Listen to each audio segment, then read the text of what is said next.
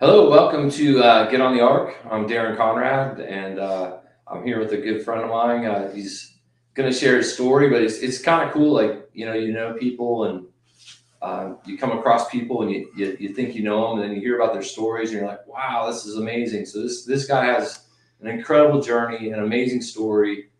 Ryan Smith, welcome to the show, and tell us about your journey. Thanks for having me here, Darren. Well, I guess I could just start from the beginning. There's no, I was born also and raised in Ohio. Yeah. And you know, it's just kind of a normal upbringing. Me and my family, they're. I grew up in a Christian Missionary Alliance Church. I don't know if you know what that is, but yeah, I grew up there from day one. We grew up in Ohio, and my family just kind of like a regular middle class family. Nothing crazy. When I hear other people's growing up stories, I'm like, wow, mine is very vanilla. Growing up. But I was kind of a kid that got in trouble a lot. I got like to cause trouble. Got kicked out of school here and there, things like that. But eventually, I graduated high school. There's a lot of problems in high school. I thought having fun was why I was there. So I got into these things called raves and everything, and uh, that was the start of a problem for me. So I got arrested when I was like 17 or 18, and I was like, well, what am I going to do with my life? Everyone's going to university, and I was not interested in that whatsoever. So I joined the United States military when I was 17 years or 18 years old, and Was after I graduated, when in your childhood, like when did you start drinking or yeah, like just there in high school, really. Well, man, I guess a little bit like 15, 14, a teenager. I started drinking just to fit in. The first time I ever drank was I think we were drinking like 151 Bacardi rum, and we were all just sitting around, and one thing led to another. We're passing out and throwing up on ourselves. So that was the very opening to my substance use and kind of drinking for a long time. And I guess I was having a good time because I got arrested, and I was sent to AA and had a probation officer when I was about 15, just from the first time I threw up on myself. So you think that would have scared me into being, staying away from the partying scene, but it just drew me closer, and more friends I met. What were we doing? We were doing ecstasy. We were doing acid. All these really mind expanding drugs. But I didn't ever think I was an addict. Don't alcoholic. Probably, but I would just drink and throw the bottle under my bed, because back then in Ohio you can buy a bottle of liquor in the store. It'd be like 30% or something. I don't know. yeah. Anyway, that's kind of how I started out, just kind of partying crazy as a high school student, and not thinking anything of it. You know, uh, so So join the army. yeah, that's exactly what it was. Like, what are you gonna do? I don't know. I joined the army. It sounded kind of cool. I had a military family. They all joined the army, so I was like, that sounds like the right one. So Yeah. I like to think myself as a pretty tough guy. So I had to be in a job also that sounded tough. Computer analyst just wouldn't cut it. So I got on the tanks. Yeah. That's and went to basic training. Thank you for your service. Oh, thanks, Like, man. I mean, that's Sure. Yeah, my pledge. so how old were you when you went in the army? I was 17 years old. Okay. I think I just turned 18, something like that. So I was going through basic training. It's like with the training and the initial boot camp, it's about 6 months. So I had a birthday there. 18-year-old, new to the world, and that's where I kind of thought life would be okay. Yeah. I get your act together. Thing is about army life, you work hard and play hard. Play hard usually means party hard. So it's a big thing, get together with everyone else and just drink. And we drank a lot because we worked a lot, we trained a lot. And I was in there for almost 7 years in the Army, and there was no break. And well, there's a break when we got sent overseas, but my drinking I felt obligated to drink at times, and also felt like I deserve this. I think a lot of guys in the military, they think that like there's no problem here. I work hard. I'm serving the country. I do what I want. And thing is, the monkey on your back doesn't change because you're serving your country. And I've been overseas twice. The first one was 2003 in the invasion of Iraq, and we went over there, and to me it wasn't a big deal. It was just a job. It was just what we did. I came back.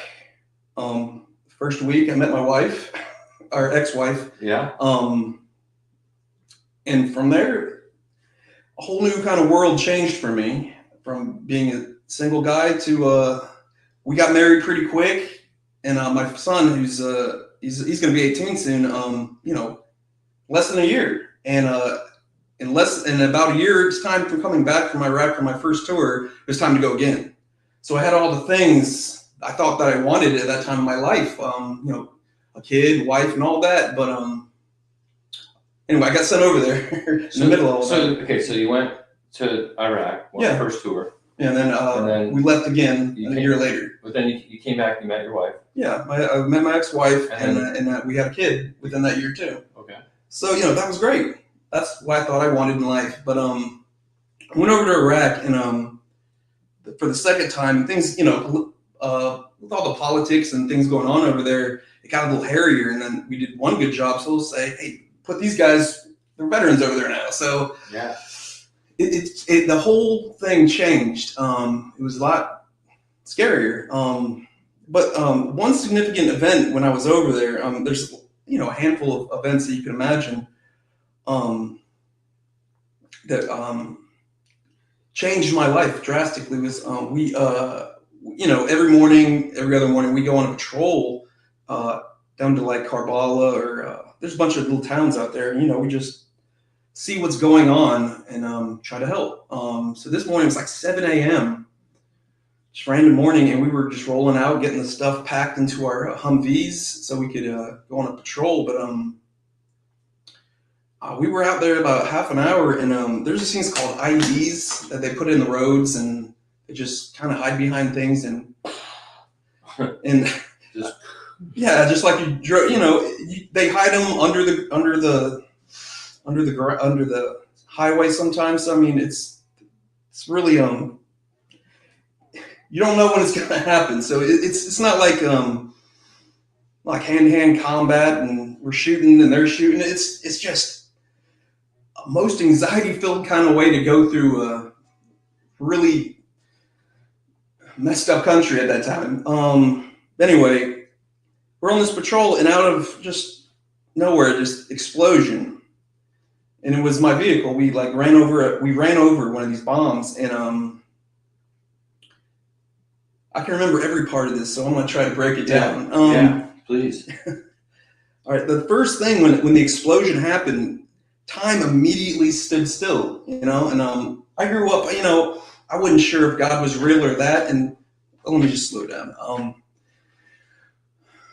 The initial explosion, time stopped, like slow motion, like you would see in the movies. I've seen this before, right.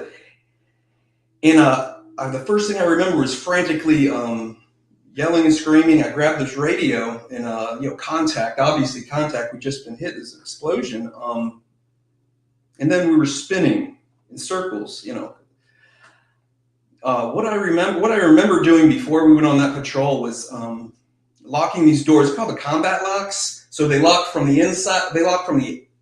Of course they lock from the inside, but it's like double locked. So, when we're in the streets, there's a lot of people just trying to open the doors. I never thought that was a big deal because, you can, there's ways of people backing up if you understand, we have weapons and shit. Yeah. So I didn't think it'd be necessary to double lock a door. So I didn't.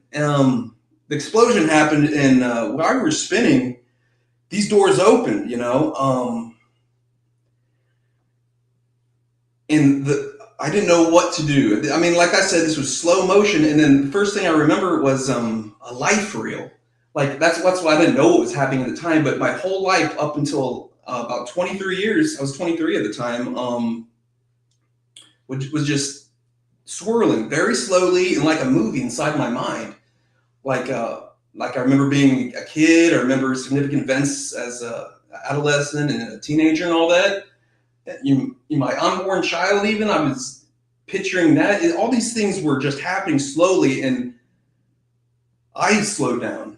I don't. The last thing I remember was that, and then the next thing that happened to my conscious awareness was I was standing on a cliff-like a mountain. The mountain. That's what I think it was. This happened in 2000. It was January 17th, 2005. Yeah. So it's just been the new year. And where I don't know where I was. There was someone on the side of me, and there was these two beings in front of me on this cliff of this mountain. The mountain was like a crystal, you've seen crystals, but it's like a ginormous crystal coming up the ground, like sparkling and all this stuff. And these two beings, I instantly knew who they were. One was my grandfather, which I never met. He died, I think, in the 70s. He got electrocuted in Chicago, but he was a World War II pilot and great guy, I've heard. And then the other being that was shining really bright was my son, which hadn't been born yet. He was in utero with my ex-wife at that time. And then I don't remember a lot of what we were talking about. I just remember kind of being upset with wanting to stay because they were saying, you can't stay. We'll see you again. And I remember like pleading with them, like, hey, I don't want to go. I don't want to go. And, I don't know who else was there except for my family members. But the next thing I knew was that moment. And then the next moment was complete chaos. I woke up on the side of the highway in Iraq, and there's something was on fire. And I just remember just screaming because I was back in this reality, and the thing that really got me was this moment of peace, complete peace. I felt like I've never felt this way, It was like I don't know if it was a connection or just being. It felt like I was being loved or emitting love. It was the most genuine, loving feeling I've ever felt. I mean, and I'm only 23. I don't know exactly what love is, and the only greatest feeling I ever had was from an ecstasy pill, yeah. And that's the only thing I could think in my mind. What is this like? After that event, I got medevac to a hospital in Baghdad, and from there, I kind of didn't talk about this event ever again. I thought about it a lot, what happened? But from there, I kind of played it off in my head. I was like, this is just what happens when people die in a traumatic experience. It gets I told myself the scientific reason is the brain is getting the body ready to die. And that's what I saw. I saw hallucinations possibly. I never said God was there to save me, even though everyone around me was, my mother and all my friends and family were like, this is a divine intervention. This is God. Who I did tell, but I didn't believe it then. I don't know why. I don't know. Maybe I internalized it as I was upset that I left. It was, and then, well, the thing is, this happened in 2005, and since then, I got sober, and I've been drinking and using drugs like excessively since then. When I came back from that experience overseas, they put me out of the Army and everything, and I didn't know what to do.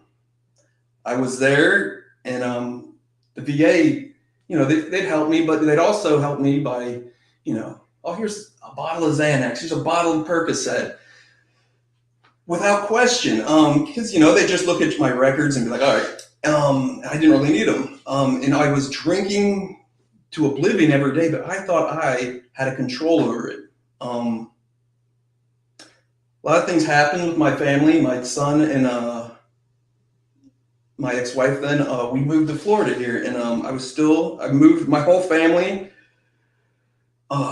just hooked on Percocet and Xanax and drinking, and I moved the whole family down to Florida, and I got involved with school. I thought I was going to do that for a while, but it was just fueled by the pills, and I put myself in rehab to get off them, and I did. I got off Xanax and all that stuff, but the thing is, I didn't stay in the recovery for more than a month.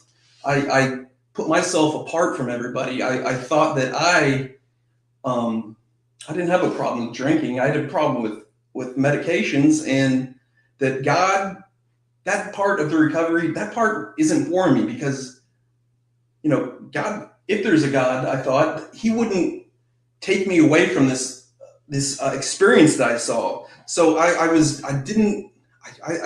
thought I was an atheist for a long time, and everything that went with that, I had to argue with people just about their faith, and I was miserable. I was miserable because I didn't have that faith. Maybe they had a connection I didn't understand. Maybe I'm too smart for my own brain. Whatever it was, it took till 2021, right after when we were all locked down in our houses with COVID or whatever.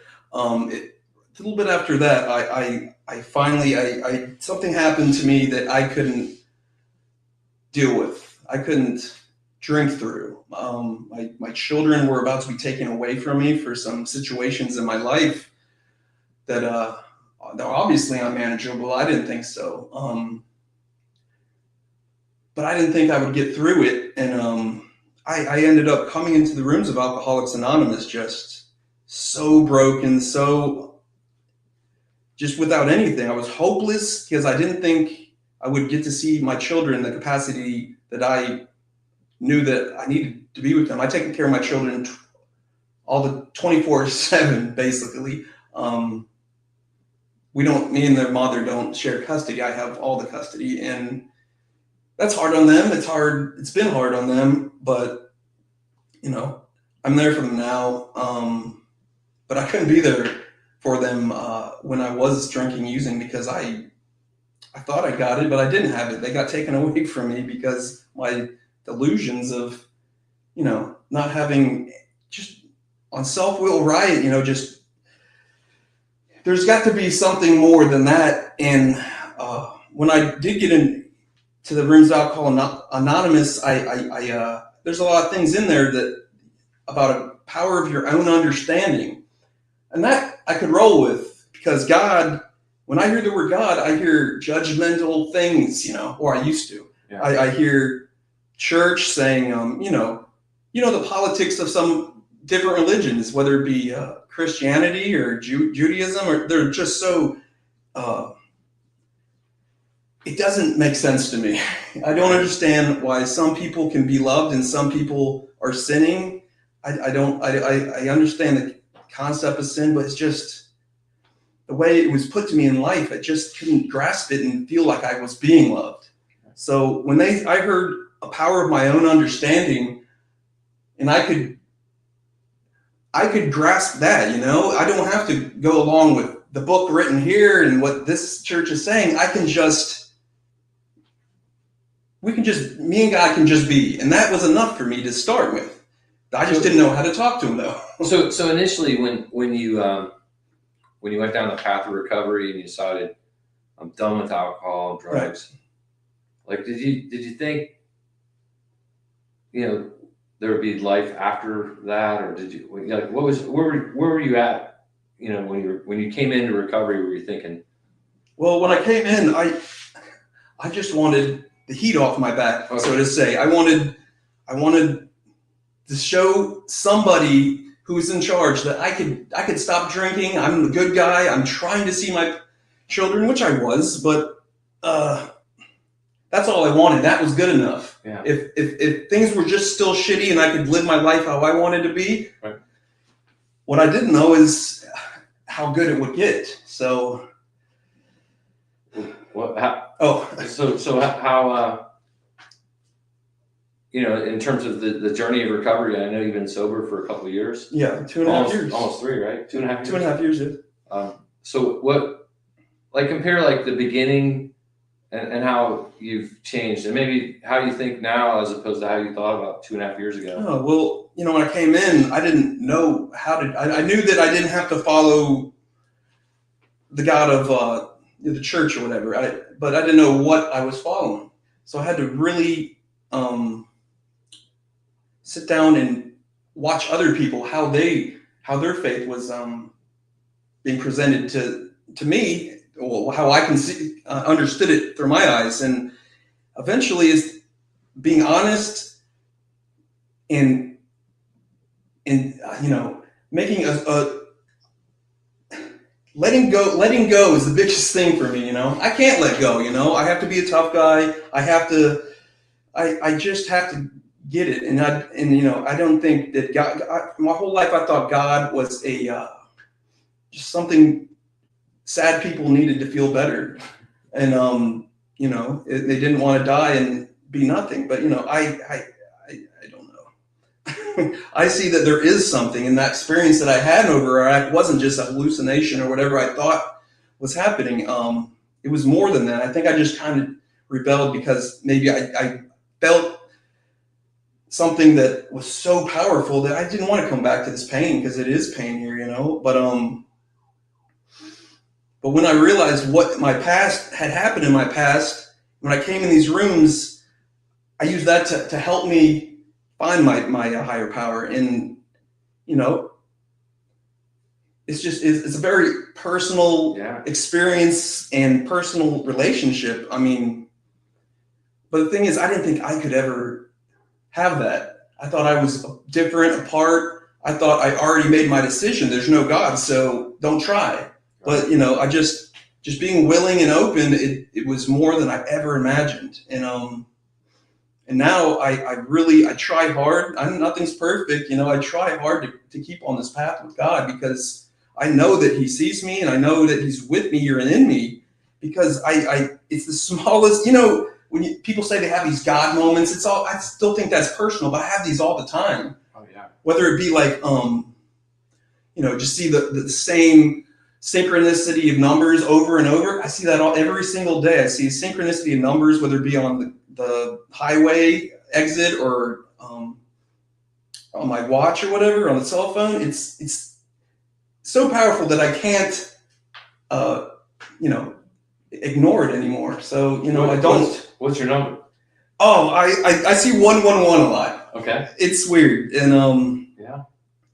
But I just, for a long time, I was like, that's just some woo-woo weirdness. And you guys are weird, Yeah. People that believe in faith, it's not, it's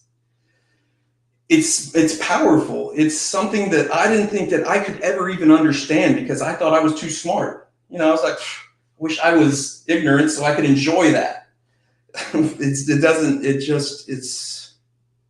the best thing that ever could have happened to me is God revealed Himself in a way that I could understand, because I'm a know-it-all. I'm a knucklehead, and that's how I walk with Him. I keep on trying to experience things, because life was good. Now life is getting better, and more than I ever even imagined. I was okay with just not being in jail and just having a little bit of happiness.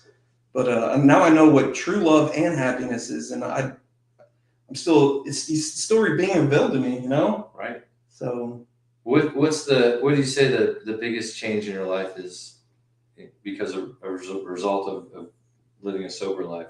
I do have my children now. I used to tell my sons, like, don't ever do this, don't drink. I have a past because, I've been through this and that and the other, which is just ridiculousness, Now I can actually be a father to my son and my daughter, and even despite all the hardships, because I mean, drinking alone is, I mean, I know now it's just so selfish to do to your children, especially if I'm a single father. So a lot of things, the biggest thing is just being awake now and becoming aware of my own nonsense that I create and the chaos, because I would it's perfectly fine just destroying everyone's life and mine as long as nothing big happened, I guess. So the peace is the biggest thing, having peace within me. You know what I mean? So What would you, for people out there that are, maybe, fighting that battle of I can't quit, or, they maybe they just need to hear a message, what would you tell somebody, if they're in that, maybe they just don't know how can I quit drinking? Everyone's drinking. It's, or. Well, I mean, I know what it feels like to like be part of, or not be part of, but I mean, if someone feels that they're screwing up their life and they don't know how to quit, just the way I did it was I went into the rooms of Alcoholics Anonymous because I don't really know where else to go. I mean, I know it's you just sit there, but it's not just sitting there. I went there, and when I went in there, I met somebody, and that was God. At first I was like, what a coincidence. This guy he's a genuine nice guy, and he cares about me. Turned out to be my sponsor, the first guy I met in the rooms. And that's how you do it. If you want it, you go get it. And you do everything that people say you should do, like to get sober. And connecting with the higher power, that's what I really do think is the key to it, because I tried it before with my ego and just I don't need this, I can take that and that, the other thing, and then I almost killed myself and destroyed my life in the process. So get in and get connected. Yeah, it's the only thing I can say that worked for me. Yeah, I can really relate. I can relate to the number thing. My sobriety date's 11/22. Oh yeah, yeah. And the same year I got sober, really started that church 11/22. It's awesome. And in the Bible, Mark 11/22 is to have faith in God. And so that's kind of how I see 11/22 all the time. And God's, I think He knows how to talk to all of us individually, personally. I think so. And that's been kind of my journey. But the recovery program, the 12 steps. Because at first I was just like, God's just this big divine thing, and but the 12 steps kind of created a relationship for me, and because there are 12 principles, and you start practicing these different principles, you become a different person. Yeah, to know you just go in and do the work, do what they say, and the magic will happen. That's what's happened in my experience. Yeah. So how often do you think about this event that you blown up, you go to this place, this Crystal Mountain, and how often do you have dreams about it, or do you? It did happen like 18 years ago now. I for the first 10 years, it's all I would think about. I would have like recurring dreams. These are good dreams, but I also have nightmares, and it was just hard to keep my mind focused on the good when I'm here just experiencing all these after effects of trauma like that also. Yeah. But Wow. Well, anything else? Any last final comments you'd like to share with the audience, or maybe thank you for your story. Thank you for being a combat veteran and a patriot, and sure, yeah. Just a great guy in general. And I appreciate your friendship, and I thank you for the time. And for those guys watching, thanks for watching, and please join us again. Get on the ark, and have a blessed day.